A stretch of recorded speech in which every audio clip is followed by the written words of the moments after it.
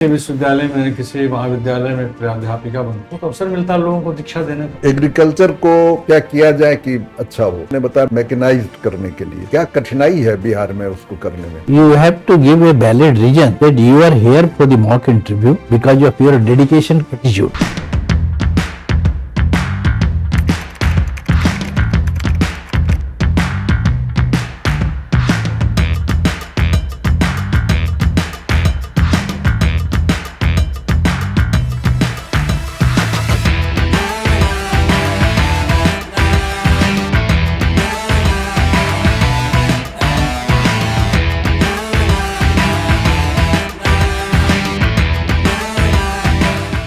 May I come in, sir? आ जाइए। Good afternoon, sir. Good afternoon. बैठ जाइए। Thank you, sir. Diksha, Yes, sir. बैठ जाइए। बहुत सुंदर नाम है दीक्षा। Yes, sir. दीक्षा आपने लिया कहीं से? जी सर। दीक्षा और शिक्षा क्या फर्क है, बताएंगे? सर, दीक्षा mainly spiritual awakening, spiritual knowledge को बोलते हैं, और शिक्षा एकेडमिक नॉलेज, एकेडमिक एजुकेशन। तो दोनों का समावेश है आपके अध्ययन प्रणाली में। इससे बहुत अच्छी बात है। इंटरव्यू कब है? 23 सर तारीख। 23 मार्च। कैसी तैयारी चल रही है दीक्षा? ठीक चल रही है सर। बढ़िया। कभी इंटरव्यू देने का मौका मिला बीपीएससी में? No sir, first time. First time. BHU से किया आपने? सर अभी कर रही हैं? सर बीएचयू से पीएचडी चल रही है सर। बीएचयू से क्या चल रही है? पीएचडी चल रही है। पीएचडी चल रही है, वही तो। जी सर। जेएनयू से आपने किया?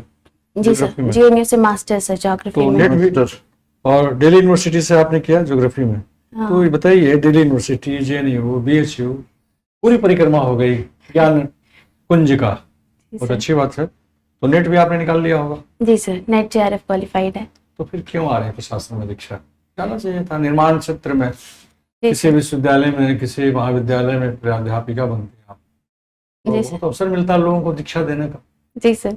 सर, मेरी एकेडमिक जर्नी के थ्रू हम बहुत सारी चीज़ों को समझे हैं, जाने हैं, जैसे कि सोशियो इकोनॉमिक कंडीशन क्या है। अभी हम पीएचडी कर रहे हैं तो बहुत सारी चीज़ों की अंडरस्टैंडिंग डेवलप हुई है। ठीक है। और जब फील्ड इंटरेक्शन करते हैं एनजीओ के थ्रू, जो वल्नरेबल सेक्शंस हैं उनसे, तो फिर उस समय उस अंडरस्टैंडिंग से हमको ऐसा लगा कि एकेडमिक नॉलेज से हमको ये पता चल रहा है कि क्या इशू है, लेकिन सिविल सर्विसेज एक ऐसा प्लेटफॉर्म है, एक ऐसी अपॉर्चुनिटी देगा हमको, जब हम वो जो गवर्नमेंट स्कीम्स है जो वल्नरेबल सेक्शंस के लिए है उसको हम इम्प्लीमेंट कर पाएंगे।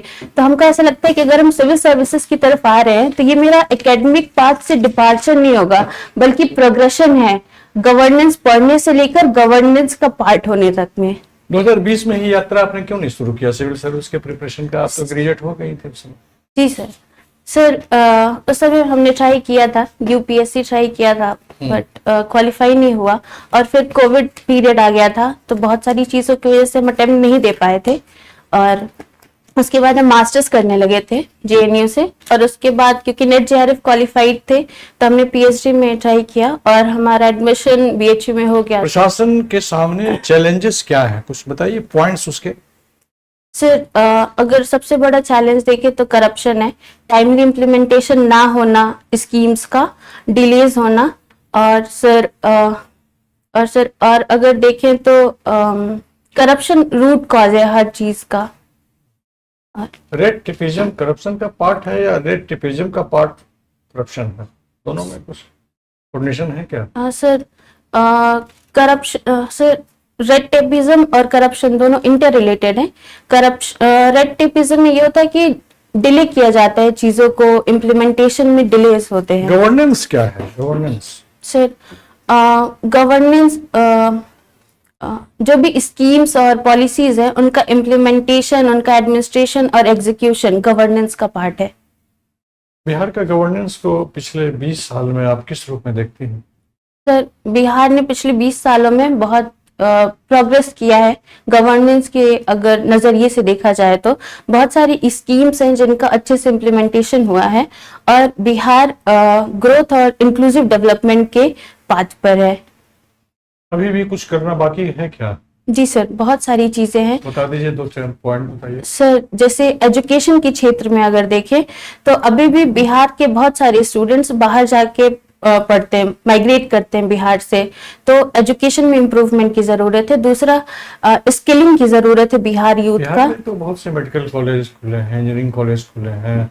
अब तो सरकार हर प्रखंड में डिग्री कॉलेज खोलने जा रही है। जी सर। तो सर काम। बजट एलोकेशन काफी बढ़ा है। जी सर। टीचर्स अपॉइंटमेंट में कितना परसेंटेज वृद्धि हो गई। जी सर। सर वही शिक्षा के क्षेत्र में बिहार में काम किए जा रहे हैं। और दूसरे क्षेत्र सर उसके बाद स्किलिंग हो गया, और यहाँ से सबसे बड़ी प्रॉब्लम है यूथ माइग्रेशन की। बिहार में इंफ्रास्ट्रक्चर डेवलपमेंट, इंडस्ट्रियल डेवलपमेंट या फिर एग्रीकल्चरल डेवलपमेंट में बहुत सारी इश्यूज है, जिसकी वजह से लोगों को सस्टेनेबल लाइवलीहुड अपॉर्चुनिटीज नहीं मिलती हैं। लेबर माइग्रेशन को जी कैसे सर। सीमित किया जाए। Sorry sir. लेबर जो माइग्रेट कर रहे हैं जी। उसको कैसे कम किया जाए। सर बिहार हैविली एग्रीकल्चर पे डिपेंडेंट है, तो एग्रीकल्चर का मॉडर्नाइजेशन किया जा सकता है, और जो डिस्गाइज्ड अनएम्प्लॉयमेंट है उसको रोकने के लिए स्किलिंग की जा सकती है, एग्रो प्रोसेसिंग इंडस्ट्रीज एस्टेब्लिश की जा सकती हैं, जिससे कि लोगों को और अपॉर्चुनिटीज मिलेंगे। जी, ये अभी आपने बताया कि एग्रीकल्चर को क्या किया जाए कि अच्छा हो। मैं आपने बताया मैकेनाइज्ड करने के लिए जी सर। क्या कठिनाई है बिहार में उसको करने में।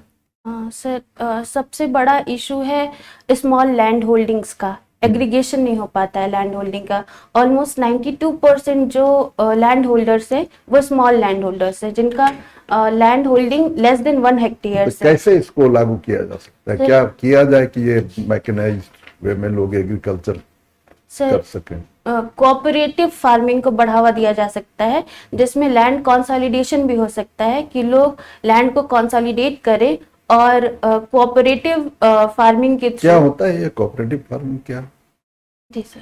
सर जो फार्मर्स हैं वो फार्मर प्रोड्यूसर ऑर्गेनाइजेशन फॉर्म करते हैं, या फिर सेल्फ हेल्प ग्रुप भी फॉर्म कर सकते हैं, जिसके थ्रू वो अपने लैंड को कंसोलिडेट करते हैं, और जो भी मशीनरीज उनको ज़रूरत है उसको वो एज अ होल यूज कर सकते हैं एग्रीगेट लेवल पे, और फिर जो भी उनका प्रॉफिट होता है उसको डिविडेंड के ये रूप में। कॉन्ट्रैक्ट फार्मिंग क्या होता है। तो कॉन्ट्रैक्ट फार्मिंग में जो कंपनीज होती है, मल्टीनेशनल कंपनीज या फिर जो भी कंपनीज हैं, वो फार्मर्स के साथ एक कॉन्ट्रैक्ट साइन करती हैं, जिसके थ्रू उनका प्रोडक्शन परफॉर्मेंस या फिर किस चीज़ का प्रोडक्शन करना है, ये सारी चीज़ें उस कॉन्ट्रैक्ट में होती है, और उसके हिसाब से ये होता है कि वो जो भी प्रोडक्शन करेंगे वो उसी कंपनी को वो सेल करेंगे। उसमें क्या प्राइस भी फिक्स हो जाता है पहले ही कि बाद में फिक्स। सर वो क्वालिटी ऑफ क्रॉप के ऊपर वो लोग प्राइस फिक्स करते हैं, वो क्रॉप का सर्वे करते हैं और उसके हिसाब से प्राइस फिक्स किया जाता है। अच्छा, ये मल्टीपल क्रॉपिंग क्या होता है। सर मल्टीपल क्रॉपिंग में एक ही लैंड पे डिफरेंट क्रॉप्स ग्रो किए जाते हैं अलग अलग सीजन में। अच्छा, जैविक खेती का नाम सुना है। जी सर। क्या है ये, बिहार में क्या हो रहा है इस पर। सर बिहार में जैविक कॉरिडोर बनाया जा रहा है। जितने भी गंगा नगर है, 12 डिस्ट्रिक्ट्स जो हैं गंगा रिवर पे, और प्लस एक नालंदा, उन सारे डिस्ट्रिक्ट्स में जैविक कॉरिडोर बनाया जा रहा है, जिसमें कि ऑर्गेनिक तरीके से फार्मिंग को बढ़ावा दिया जाएगा। अच्छा, ये ज्योग्राफी है आपका। जी सर। अच्छा जी, ये बता दीजिए, मानसी ग्राम में मैक्सिमम बारिश होती है इंडिया में, है ना, सुना है नाम, तो क्या कारण है। जी सर। सर जब साउथ वेस्ट मॉनसून इंडिया की तरफ बढ़ता है 1 जून के आसपास, उसके बाद वो 2 पार्ट में डिवाइड हो जाता है। एक जो केरला कोस्ट को हिट करता है और दूसरा बे ऑफ बंगाल की तरफ ब्रांच आता है। वहाँ पे जो नॉर्थ ईस्ट के हिल्स हैं और म्यांमार के जो हिल्स हैं, उनसे वो टकराकर वो नॉर्थ ईस्ट की डायरेक्शन में मूव कर जाता है। उसके बाद वहाँ पे उस हिल की वजह से, वहाँ पे जो नॉर्थ ईस्टर्न हिल्स हैं, वहाँ की वजह से ओरोग्राफिक रेनफॉल होता है, जिसकी वजह से वो बहुत ज़्यादा मॉइस्चर लडन होता है, क्योंकि बे ऑफ बंगाल से क्रॉस किया रहता है वो ब्रांच, तो इसकी वजह से वहाँ पे बारिश ज़्यादा होती है। उसका स्ट्रक्चर भी कुछ है क्या, स्ट्रक्चर का भी इफेक्ट पड़ता है क्या। ओरोग्राफिक रेनफॉल है, क्योंकि बहुत एग्जैक्टली नहीं पता। अच्छा चलिए कोई बात नहीं। अच्छा ये बता दीजिए कि क्लाउड बर्स्ट जी सर। क्या है ये? ज्योग्राफिकल टर्म में बताइएगा। बहुत ही शॉर्ट ड्यूरेशन में बहुत तेजी से अगर वर्षा हो जाती है एक स्पेसिफाइड रीजन में, शायद सर वो स्पेसिफाइड रीजन 1 किलोमीटर स्क्वायर का दायरा है, एग्जैक्टली नहीं याद है, लेकिन अगर बहुत कम समय में बहुत हैवी क्या समय है, कितना समय होना चाहिए, कितनी वर्षा होनी चाहिए, कितनी एरिया में होनी चाहिए? ज्योग्राफी वाले को तो जानना चाहिए, आप तो ज्योग्राफी के विद्वान हैं। जी सर, एग्जैक्टली याद नहीं आ रहा अभी। अच्छा चलिए छोड़ दीजिए। अच्छा बिहार की महिला मंत्री का नाम बता दीजिए आप, किसी एक महिला मंत्री और डिपार्टमेंट के साथ। सेंट्रल गवर्नमेंट के किसी महिला मंत्री का नाम? जी सर। सेंट्रल गवर्नमेंट में किसी महिला मंत्री का नाम एक्सेप्ट सीतारमन? या फिर अनुप्रिया पटेल छोड़कर कोई बात नहीं, चलिए देख लीजिएगा। तो कब है आपका? अभी 23 समय मार्च को, है? 23 हाँ मार्च। अभी समय है, देख लीजिएगा बिहार के बारे में भी। बिहार के किसी मिनिस्टर का नाम बता दीजिए, किसी मिनिस्टर का किसी नाम भी मिनिस्टर, सीएम छोड़कर। सर मुझे कोई बात नहीं, बहुत इंपॉर्टेंट चीज है, देख लीजिए शर्मा जी। चलिए सर। देखिए आप तो आप ऐसे university of Delhi, JNU, BHU, मतलब आपने तो बड़ी प्रतिष्ठित संस्थानों से विद्या अर्जित की है। आपने मीडिया में इंटरव्यू भी दिया है इंग्लिश, जी सर। तो I think you are comfortable in Hindi English. Hindi बहुत अच्छे बोल अच्छा, रहे हैं। हिंदी भी अच्छी बोल रही in both English I can लिखा है आपने इसीलिए। Yes sir. अच्छा you tell me, who has said that in a simple way, in a gentle way, one can shake the world? One can Shake the world. Make the world. बस इतना hint देते हैं, that is your ideal person. You tell me the significance of that quote. In a gentle way, you can shake the world. It is inspired by Mahatma Gandhi's saying. Mahatma Gandhi has used the non-violent means to shake the entire British Empire, and has played an important role in the freedom movement and national movement and achievement of independence for India. And therefore it can be said that in a gentle way, in a non-violent way, without being violent, we can shake the But very conscience nice. of. Very nice. Yeah, your strength is dedication.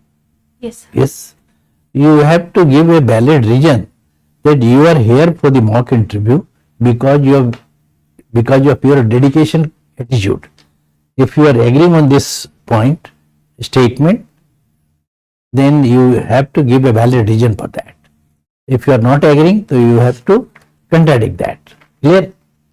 Dedication attitude of mine has brought me here for the mock interview. Clear? Okay sir. So the first thing is I am dedicated, and this dedication has helped me in clearing the prelims exam and mains exam. And second thing is I traveled in the morning to come here. Okay. I woke up at 4 a.m. and then had boarded the train around 6 a.m. and then came here for the mock interview. So sir, Okay. I think Very nice. that can be it. Okay, what is the title of your thesis? So I'm working on human trafficking. Human trafficking. Yeah. So, what you are expecting the result from your topic? So I'm expecting to, as I'm working on human trafficking from an geographical perspective. Therefore, I'm expecting that I'll show the spatial distribution of human trafficking cases in Okay, India, okay. and study about the regional disparities which are causing the. That phenomena. है ना? Yes. अच्छा, you tell me two important features of equatorial region as well as of Mediterranean region. Okay, sir.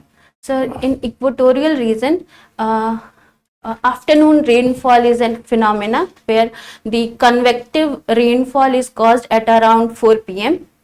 And sir, equatorial rainforests are found in this region. And sir, for Mediterranean region, the summers are dry and winters are cold. That is the climatic significance of Mediterranean region. And sir, secondly, the grapes or viticulture is highly performed in that area. Okay. What is Deep Challenger? What's it? Deep Challenger. Have you heard about Deep Challenger? Yes, sir. Sir, one thing is the deepest point of Mariana Trench is known Yes, as Deep yes. Challenger, and another was Deep Challenger was also a mission to study about ocean floor.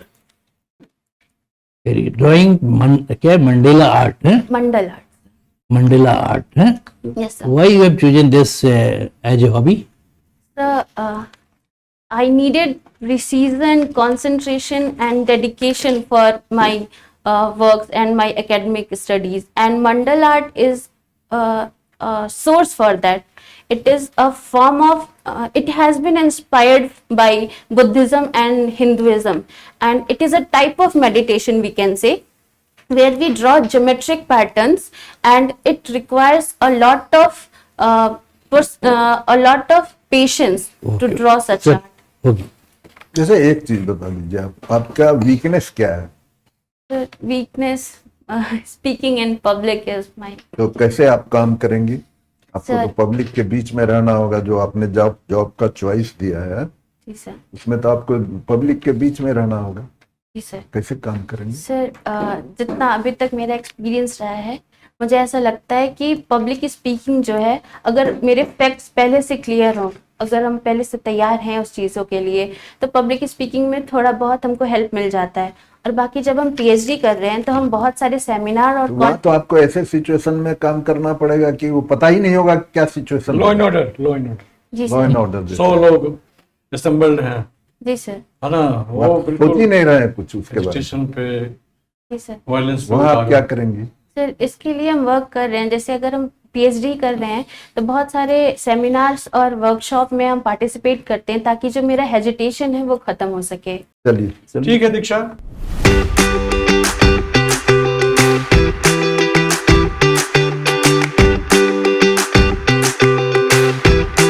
Success तो sure है, बहुत है.